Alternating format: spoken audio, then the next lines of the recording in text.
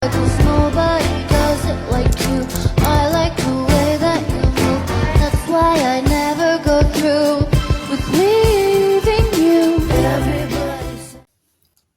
Assalamualaikum warahmatullahi wabarakatuh. Perkenalkan, nama saya Zahra Aulia Citra dari Fakultas Hukum kelas C. Di sini saya akan menjelaskan mengenai prinsip-prinsip dalam hukum diplomatik untuk memenuhi tugas hukum diplomatik. Yang pertama, saya akan menjelaskan mengenai apa itu prinsip dalam hukum diplomatik. Prinsip adalah dasar-dasar atau kaidah-kaidah yang menjadi acuan dalam pelaksanaan hukum diplomatik. Dalam konteks diplomasi, prinsip-prinsip ini menjamin bahwa negara dapat menjalankan hubungan diplomatik dengan aman, efektif, dan adil. Yang pertama itu ada prinsip yang sangat fundamental adalah prinsip resiprositas atau timbal balik. Prinsip ini menyatakan bahwa hubungan diplomatik dibangun atas dasar saling memberi hak dan kewajiban yang setara. Misalnya, jika sebuah negara mengizinkan diplomat dari negara lain beroperasi di wilayahnya, maka negara tersebut juga mengharapkan diplomatnya mendapatkan perlakuan yang sama ketika berada di negara sahabat. Resiprositas ini menjadi kunci agar komunikasi dan interaksi diplomatik dapat berjalan dengan lancar dan harmonis.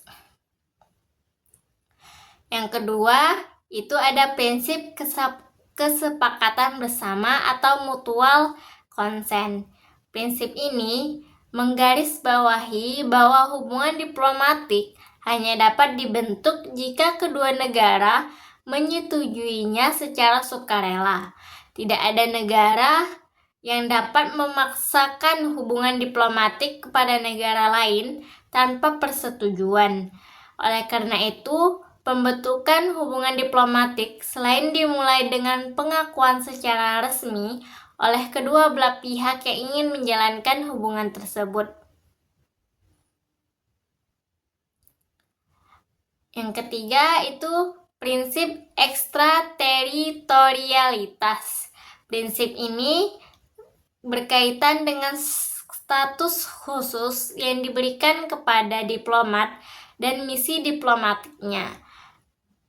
Misalnya, gedung kedutaan dianggap sebagai wilayah milik negara pengirim, meskipun terletak di wilayah negara penerima. Oleh karena itu, diplomat dan kedutaan memiliki kekebalan khusus dari hukum negara tempat mereka bekerja. Hal ini dilakukan agar diplomat dapat menjalankan tugas dan fungsinya tanpa gangguan dari negara penerima, sehingga menjaga independensi dan keamanan mereka dalam melaksanakan misi diplomatik.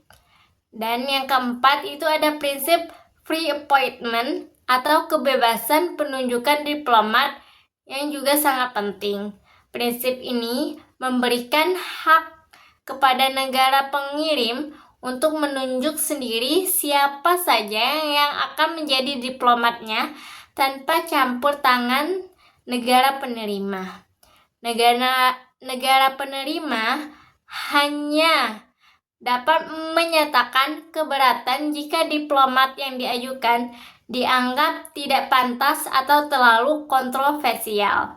Ini menjamin kelancaran penugasan diplomat sesuai dengan kebutuhan dan standar negara pengirim. Prinsip berikutnya yang kelima adalah pelindungan dan kekebalan diplomatik. Contoh kekebalan dan keistimewaan diplomatik. Yang pertama itu ada kekebalan pribadi, yakni pejabat diplomatik tidak ditahan, ditangkap, atau diganggu. Yang kedua ada kekebalan yurisdiksional, yaitu tidak tunduk pada yurisdiksi pengadilan negara penerima, baik untuk urusan resmi maupun sebagian besar kegiatan pribadi. Dan yang terakhir itu keistimewaan pajak dan bea cukai. Dibebaskan dari pajak dan bea masuk. Prinsip ini memberikan jaminan bahwa diplomat dilindungi dari tindakan hukum tertentu di negara penerima. Mereka tidak bisa dituntut secara pidana atau perdata selama menjalankan tugas resmi mereka. Selain itu, kekebalan ini juga melindungi mereka dari campur tangan negara penerima yang dapat mengganggu independensi diplomat dan fungsi diplomatik yang sedang dijalankan. Selain prinsip-prinsip utama di atas, hukum diplomatik juga menerapkan prinsip-prinsip lain seperti penghormatan terhadap kedaulatan dan hukum negara penerima. Meskipun diplomat memiliki kekebalan, mereka tetap harus menghormati peraturan dan hukum yang berlaku di negara tempat mereka bertugas. Misalnya, penggunaan gedung kedutaan tidak boleh disalahgunakan untuk kegiatan yang melanggar hukum negara penerima. Konstitusi hukum diplomatik modern terutama diatur oleh Konvensi Wina 1961 tentang hubungan diplomatik yang menjadi rujukan internasional. Fungsi diplomat berdasarkan Konvensi Wina 1961, yakni mewakili negara dengan melakukan tugas sebagai perwakilan negara di negara penerima. Kedua, sebagai proteksi, memberikan perlindungan terhadap warganya di negara penerima.